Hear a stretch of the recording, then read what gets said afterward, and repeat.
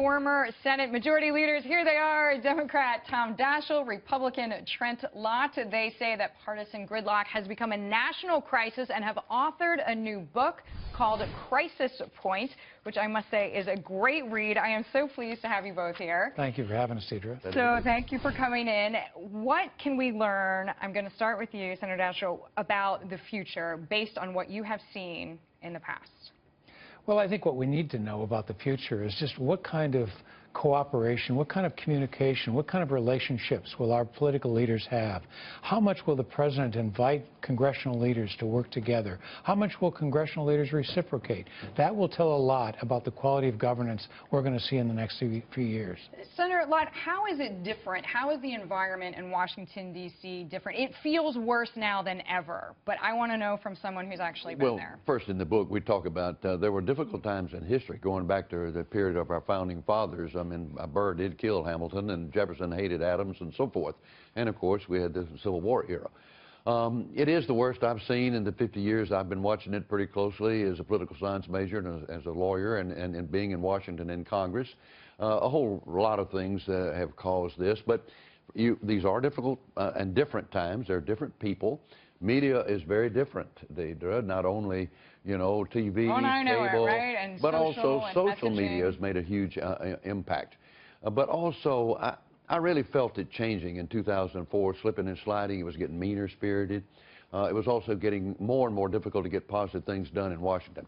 Now, look, there's plenty of blame to go around. Congress, the president, the Republican, Democrat, but those clips that you showed of the president, it agitated me just sitting here because you know, you've got to reach out to the Congress, and you can't just do it on your own. Well, you have to lead, right? That's the idea. idea. And you know, that's one of the number one. We talk about that: communication, chemistry, leadership, and vision. What do the candidates this year want to do for our country? Tell me something positive. Speaking of the candidates, when you talk about these qualities that I assume you agree with your fine colleague here are necessary. Strongly. What do you see when, for example, there are business people who want to be leaders, which is not necessarily a bad thing, but what can they bring as far as all of those qualities that are necessary to lead? Well, what I hope we'll have are leaders who not only are successful business people or business leaders, but people who understand the importance of the institutions. These institutions are created for a reason. They were giving people an opportunity through their elected leadership to self-govern through our democratic republic.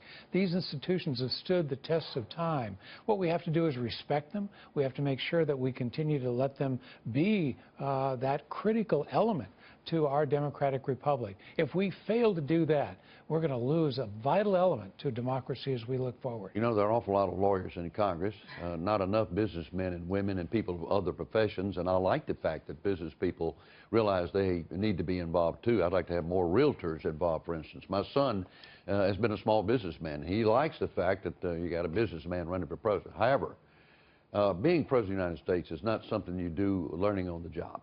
You need to have experience. You need to have been in the Congress or worked in the administration. You understand the compromise is a big part of it, but when you're the boss, you get to just be the boss, right? Yeah, but, you know, compromise is now considered a dirty word. I don't think it is.